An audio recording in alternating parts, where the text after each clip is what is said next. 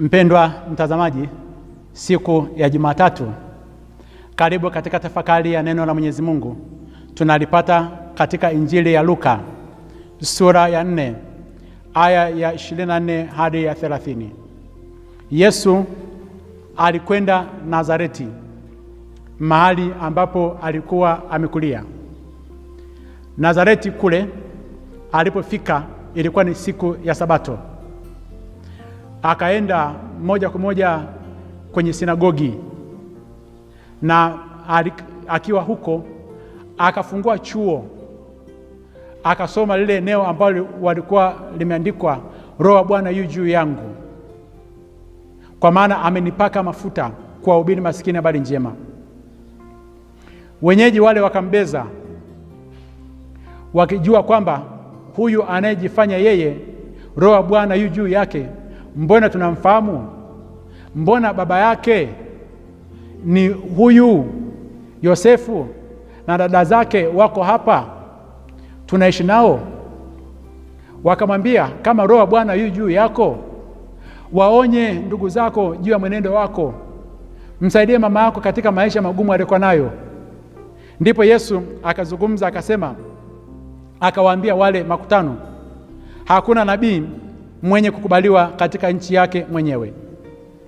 Hakuna kitu kibaya katika maisha kama kudharauliwa na ndugu zako. Wameshindwa kuweza kuona kile ambacho uko nacho. Yesu anawatolea mfano huu, anasema kwamba palikuwa na wajane wengi katika nchi ya Israeli zamani za nabii Elia, na wakati mbingu zilipofungwa miaka 3 na miezi 6, njaa kuu ikaingia katika nchi ile. Na nabii Elia hakutumwa kwa mmojawapo, ila alitumwa kwa mjane mmoja wa Serapta katika nchi ile ya Sidoni. Na anaongeza anasema, palikuwa na wenye ukoma wengi, kama inavyozungumzwa katika kitabu cha Wafalme, kitabu cha pili cha Wafalme sura ile ya 5 aya ya kwanza mpaka ya 15, akimzungumzia juu ya mtu anaitwa Naamani, mtu wa Shamu, ambaye nabii Elisha alimponya alivyomwambia aende akajichovya kwenye maji ya mto Yordani mara 7. Kwa mtindo huo Yesu anatolea mifano hii akisema kwamba kwa sababu ya hilo hamtapata muujiza wowote ule. Yale yote ambayo mlikuwa mmeyaona yametendeka huko maeneo ya Galilaya na maeneo ya Kapernaum hayatafanyika hapa. Na ndipo alipoamua kufanya hicho. Hawa watu walipoona kwamba amewatamkia maneno hayo, walijaa ghadhabu wote katika sinagogi. Walipoyasikia maneno hayo, wakaondoka, wakamtoa nje ya mji, wakampeleka hadi katika ukigo wa kilima ambacho mji wao umejengwa. Wakataka kuweza kumtupa juu yake ili afe akidondoka chini, lakini yeye alipita katikati yao akaenda zake. Maana yake nini? Hata kama utakataliwa, hata kama utanenewa maneno mabaya na baadhi ya watu wa karibu sana, ndugu zako, Mwenyezi Mungu atakupatia nafasi, utapita katikati yao, utaondoka.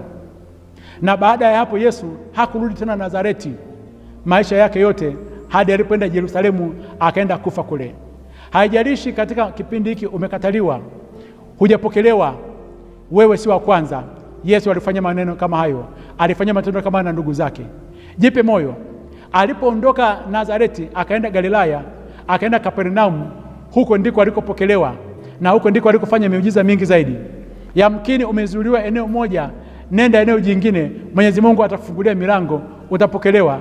Na jina la Yesu lilikuwa ni kubwa zaidi. Hadi leo ukienda Kapernaum unaitwa mji wa Yesu, lakini sio Nazareti ambako alikuwa amemkataa.